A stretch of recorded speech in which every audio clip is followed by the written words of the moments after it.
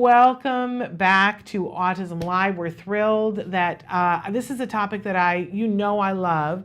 We're always talking about mindfulness and we're always talking about autism in the classroom, right? And sometimes we talk about how those two things go hand in hand. And as I said to you early in the show, sometimes it's just important to go to the source. And we've been quoting a lot of research on the show about these things.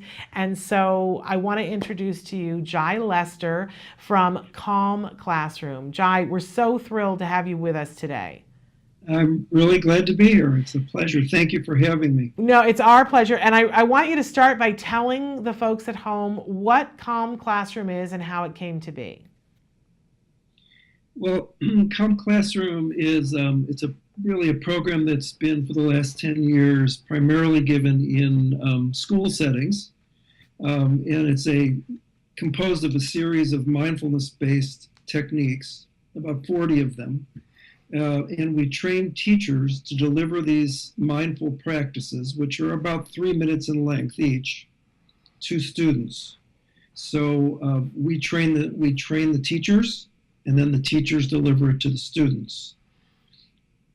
So that's what it is in a real nutshell. And I want to make sure that people understand that, when you talk about that, we're talking about creating mindfulness for everybody in the classroom, the teachers and the students. And these could be students who are neurotypical. These could be students who are on the autism spectrum. But I eventually we're going to get to the fact that specifically talking about kids with autism. But I also want people to know that this isn't just something that you decided that was going to be helpful and that there's no research behind it. There's quite a bit of research behind the fact that mindfulness in the classroom makes a difference. And you have been a part of a lot of that research. Isn't that correct, Jai? Well, we're actively involved in a series of research studies on the program itself. And then there's been a huge amount of research done on the ability of steady mindfulness practices to affect executive functions, the ability for children to socially interact with each other more effectively, issues in looking at things like relaxation response and dealing with toxic stress, and the issues of trauma. And specifically, our program has served both in the general public schools throughout the United States with a heavy emphasis in Chicago, but we've also, over the last 10 years, partnered with a number of really dedicated schools that serve autistic kids as well as kids who are having just serious behavioral disorders.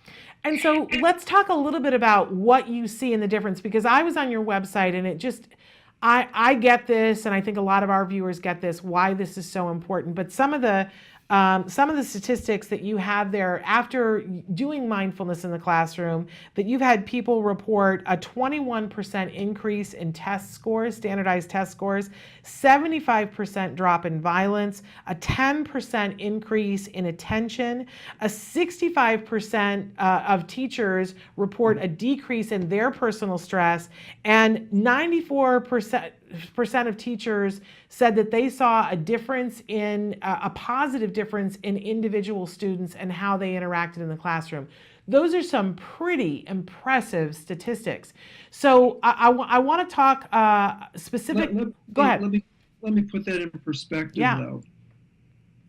Everything in practicing mindfulness is directly related to the steadiness and quality of the practice. So when we work in a school setting, where the school is really having a lot of both emotional as well as behavioral issues show up in the school. And then they adopt a school-wide program with 100% across the school, all the teachers involved, all the students involved, and they're consistently implementing. Then you get to see those kinds of really large changes like that. So in a nutshell, you're saying in order for it to work, you got to do it and everybody has to get behind it. Is that right, Jai? Right. It's like no magic bullet. It's a bullet of just steady practice and in an environment that everybody is motivated to be steady and practice together. But if people are willing to do this, it works. You've had people doing this and it's making a tremendous difference. Oh, that's true. That's true. Okay, so let's talk a little bit about what kinds of differences you've seen when you guys have been able to do this training in the classroom, specifically with kids on the autism spectrum, what is it that you guys have had reported back to you from those individuals or from their teachers or from their families? Well, a lot of it depends on the way that the program is being used and implemented. Um, and really at what point on the spectrum the particular adult or child is on the autism spectrum. So if it's more mild Asperger's or really a situation where the students may need to be in a special school, but at the same time, it's really more mild. So their ability to interact socially, they're not that indrawn completely, but there's something that needs extra help. In that environment, it's very, very similar. The practices are so simple and easy to follow that that situation in a classroom setting will get very similar results to what we see in our gen ed schools from just the normal child. So that's that way. If you're in a situation where you have children with a little bit more intense issues on autism, a little bit higher on the spectrum, they may need to be working one-on-one with someone to make it work effectively. In other words, they can't do a simple mindfulness practice effectively in a group setting, but one-on-one, they can do very well with that. And so it can get a very positive result there. And the kind of results I'm talking about is that the kids become a little bit more outward, they're a little bit more present with their surroundings. They get a little bit more distance from their sensitivities. So a lot of children who have autistic issues and are on that spectrum have a great deal of sensitivity in their senses. So hearing can be very much of a problem for them, and visual cues can be a problem for them as well. But with more one-on-one support, which kind of goes, I mean, that makes sense because that's what it would be. We see that across the board, right? If that they're able to access the curriculum with a little bit more support, it would make sense that they would be able to access your curriculum with a little bit more support. Right.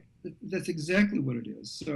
So when you talk about results, it has to be put into context to is the child being identified correctly that they need private support for that, or are they still in a classroom setting and a teacher's trying to implement this without that kind of recognition and therefore not getting any significant result. Okay. So that identification of what is needed is really crucial. But that's really very typical of what teachers' skills are in special needs. So they really know how to take anything and adapt it to the situation of the children that they're working with. Yeah, especially those really great teachers that are out there are able to do that. That's the best of the best. And there's a lot of them. Yes, there are. Really and unfortunately, we don't talk about them enough. It's always the headline of the one bad apple. And so we do need to give a shout out to those fabulous special education educators who are amazing and can make any lesson a possibility for our kids. You're absolutely right. I want to. Just one other thing I would touch on, yes. kind of response to what you're saying, is because you have results that happen naturally for a child who's practicing. And that might be age-related child, so they could be older, but their level of age capacity is much younger for what they're learning. But then you also have the effects on the teachers who are teaching this, that it helps them immensely. And it helps them in two ways. It helps them, one, with their own issues of stress and anxiety over serving the situation of really helping manage and teach to kids who have autism. And it causes a lot of stress in the school setting, huge stress. Yeah. Not that all teachers aren't under stress, but sometimes it's more intense in schools that have to deal with autism and behavioral issues. So they get that benefit. And then the teacher becomes more sensitive to what they're seeing in the child. So they have a kinder, a little bit softer attitude towards the child. And that is another benefit because they get their own practice in as part of this. So when they're teaching, they're practicing with the child, but they also the teachers tend to practice in groups at the schools that we work with. So they're getting that direct benefit as well. Well, now let's talk a little bit about, because I know that there are people watching and already writing in and saying, so how do I get this in my classroom? You have several different types of training. Let's go right through what the different types are and how they can do it.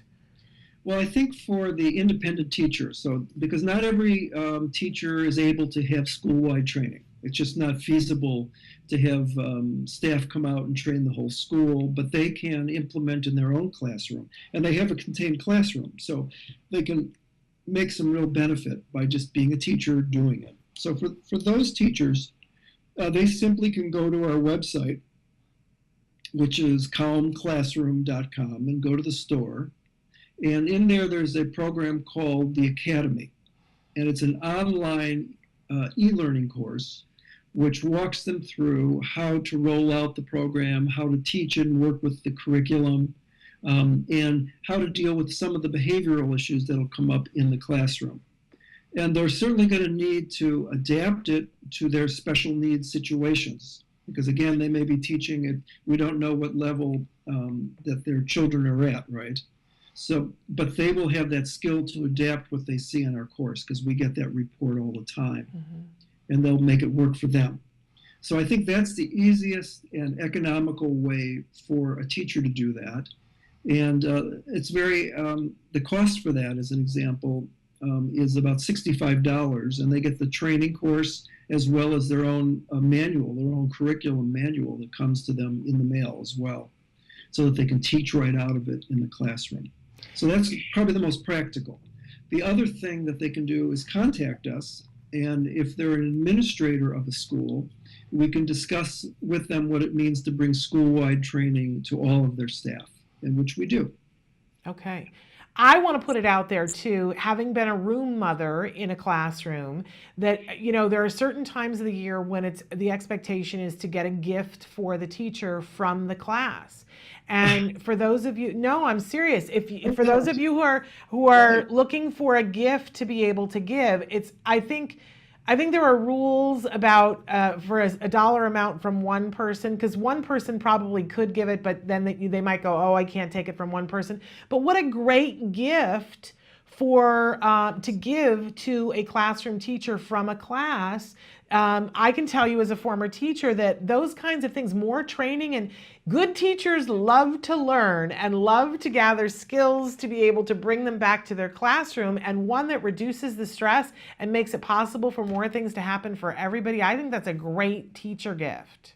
Yeah, and the other side for the parents, right, as well, is that once their teacher who's working with their children takes on the program and has made the adaptions, and they're working with it, because they work with it with the children anywhere from 1 to 3 times a day. Yeah. The parent at that point can buy our manual alone, and they can, with very, very simple instructions from their teacher, from their classroom teacher, they can also work with their children, teaching the Calm Classroom practice at home with their children. Amazing. And that manual is $25, so that's very feasible for them. And I'm wondering, Jai, so you've had classes that did this. I want to know, do the kids then, I'm sure they do, but I want to hear it from you. Does it generalize? Does it translate, and do they use these techniques out of the classroom? Are the kids reporting that they take it the next year to the next classroom that they go and keep on doing these 40 things? Yeah, I just this morning was doing a kind of a year, at the beginning of our school year, we do refreshers for our partners, school partners, and I was talking to our facilitator, our partner at Cove School, which is a special education school in Chicago area. And she was just telling me a couple of stories, but one was that one of their students was transferred from their school into a full care facility. So in other words, they had been day students, but they had this year had to go to full care facility where they were living in. And this child had gotten so much out of using the Calm Classroom with their teacher that she had the teacher gave her the book so she could take it to the next school to have her new teacher use it. How sweet. It was really sweet, and that's what the young girl asked for. And then And then they are, in fact, in Cove School going to, we were just discussing, look at providing the manuals to their parents at home to work with the program with the kids who they're already working with now. I think for this is their second or third, this is their third year. Mm-hmm. A lot of times, Jai, people think that, first of all, that kids are too little to understand mindfulness, and the kids on the autism spectrum aren't going to be able to understand it and aren't going to be able to get a benefit. Is there one exercise that you could talk to us about and share with us what it is that allows us to see, oh man, that's not that hard to translate, and that with the proper support that our kids, just to give us an example, I'm putting you on the spot here and you can tell me, no, this is the secret sauce, I can't. But is there an example you could give us? There's no secret sauce. There's no secret. There is. I think there is. It's just something that works. Okay. And if you are in the enviable position to get support in having a steady practice, because it often takes that, then you can gather that benefit. And so what I would say for children who are more on the autism spectrum, it's easier for them to notice things physically than it is more subtle things. So that's probably a key. So if you think about, say, the simple feeling of noticing your breath, which is a real typical mindfulness practice where you just simply feel your breathing, right? Mm-hmm. So you're sitting there and the lungs are moving, the diaphragm's moving, your eyes are closed, and you're focused on that physical feeling. That can be difficult and a little too subtle for some of the students. Of the students. So they might be, as again you can see, this really varies by student capacity. They might be better off having something a little bit more physical to focus their attention on and practice mindfulness with. So they might do something like a simple, what you'd call like a seated mountain position at their desk. Now, I don't know if you're going to see this in my on Skype here, but it might be that while they're breathing, they're just lifting their arms up. I don't know if you can see that so well. I can see your arms are up. But they're reaching up, and what they're focusing on is the feeling of the stretch in their body. And we're showing a picture right now, Jai, of students doing that in a classroom. Oh, well, that's interesting. So for them, that might be easier to hold focus on. And then also, if you're using things like the sound of a bell, right, because it's strong, that can be really effective because it's an external sound to focus on. But if they have hyper issues with hearing, some of the kids will actually wear headphones, like little earphones. Yes. It muffles it, but they still can focus on an external sound. So it has to do with the students' capacities for being able to stay focused on external things, because their focus is primarily the more seriously state, it's more inwardly focused, deeper and deeper until their visual day-to-day images and daydreams become more real than the outside, basically. They're more focused there. So you're trying to pull them, in a way, back to society. And but interesting that, I think of mindfulness now like any other muscle in my body, that the more opportunity that I have to stretch it and use it, the better I get at it. And I imagine it's that way for everybody. It's totally that way. Yeah, you get into a habit, and that's why regularity by the teacher, why having a teacher who holds a regular practice for you in the classroom is so valuable, because then you just don't forget to use it. Whenever you're just using it on a regular basis, both to deal with anxiety and stress, but also just as something that feels really good to you. Well, and honestly, correct me if I'm wrong, when you do these kinds of things and use it as an insurance policy, you do it before you get stressed, it takes longer for you to get stressed. And it reduces the stress out the gate. You're less likely to even get to the point of stress. But, I will be honest that yesterday on the way to school, I was so stressed you could have bounced a quarter off of my head because the traffic was not letting me get my kid there. And I was like, there was a moment where I was like, I am too stressed, and like I need to start using my tools, and I need to center myself and breathe and put this in perspective and realize that there's more going on than just this. But it took me a minute. I already got to the stress, but I did use my tools. Right. if I used it before I got in the car, I think it would have taken longer for me to get to that point. Right, and the children, regardless of whether they have autism, it's they will respond the same way. They will respond the same way, and they do. And it really depends on the child and how well you can work with them, but they do respond in the same way.